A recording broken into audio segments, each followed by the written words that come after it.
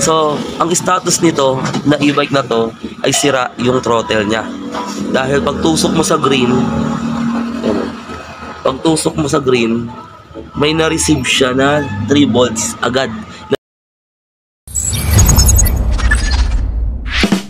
Ituturo sa inyo kung paano mag-check ng throttle, kung goods or bad pa. Napakasimple lang, basic lang. Ngayon, kailangan nyo muna ng tester. Number 1, kasi hindi nyo matetest yan kung wala kang tester. Isa-set nyo sa DC. Okay, naka-DC na. Tapos sunod, ititrace nyo yung throttle nyo, yung wire nun. Ito yung throttle wire. Na may katumbas yan na wire sa loob na 3 na meron siyang positive, negative, and data. So, dinala ko. Positive niya is red. Tapos yung negative niya is black. Yung data niya is green. Okay. Ganito yan. Ay, nako. Tara na.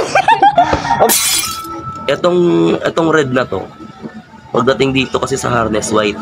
Okay, so itong red na to, galing yung controller. Ibig sabihin, si controller yung magbibigay sa pula na to ng voltage. Galing kay controller, aakyat niya yun dito sa pula.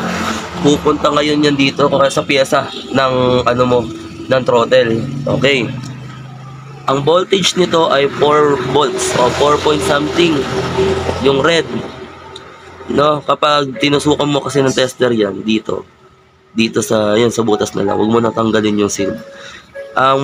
Itong dalawa, no? So yung pula mo, itetest mo itong pula, diyan mo siya itutusok, itong itim mo, diyan mo rin siya itutusok sa kulay itim. Dito. So, ang mariread mo dyan is 4 volts. Okay, so may 4 volts ka na kung ma-reading mo. Itong green, may reading yan na 0.80 plus, no? 0.80 something volts. Ibig sabihin, wala pang 1 volt yun. Standby voltage. Okay, so hindi ka pa nagto-throttle nun. Okay, ganun yun. On muna natin si e-bike. Yan, on mo si e-bike. Tapos etong red, itusok na dito sa red din. So, wait lang.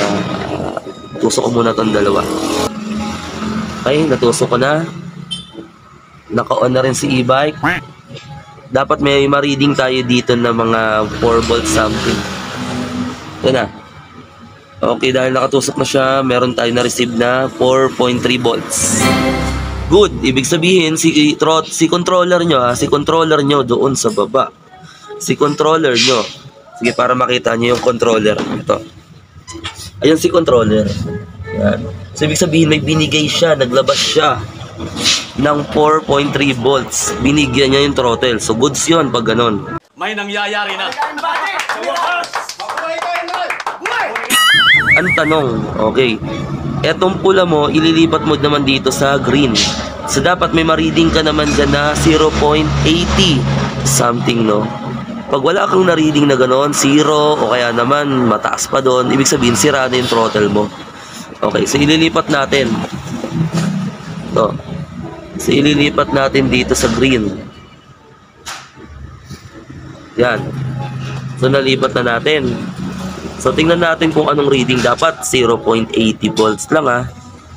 So, nakita nyo. So, meron tayong na-reading na 3.3 volts. Yeta! Ibig sabihin, sira na yung pyesa ng throttle mo. Kasi dapat nakalagay lang dyan 0.80. Tapos pag nag-throttle ka, dun lang yung magwa 1 volt, magto 2 volts, magto 3 volts. Pag binitawan mo yung throttle mo, diba dapat pag ginano mo 1, 2, 3, pagsagad. Pag binitawan mo, dapat magsi-0 yan. Pero tingnan natin, tingnan mo, ito-throttle ko siya, ito-throttle ko. Pabaliktad na. Ayan o, dapat ganyan yung normal. Pero naka-throttle ako eh. Pag binitawan ko to, tumaas. Baligtad yun. Baligtad. Dapat, pag tin-throttle mo, doon lang magwa 1, 2, 3 volts. Pag bitaw mo, dapat babalik siya sa 0.80 volts. Nagets nyo ba? Sana nagets nyo mga ka-e-bike, no? So, ang status nito na e-bike na to ay sira yung throttle niya. Dahil pagtusok mo sa green, may na-receive siya na 3 volts agad na dapat hindi. Dapat 0 pa yan eh. 0.80 lang yan. So, sira yung throttle nito. Okay, ganun lang mag-check.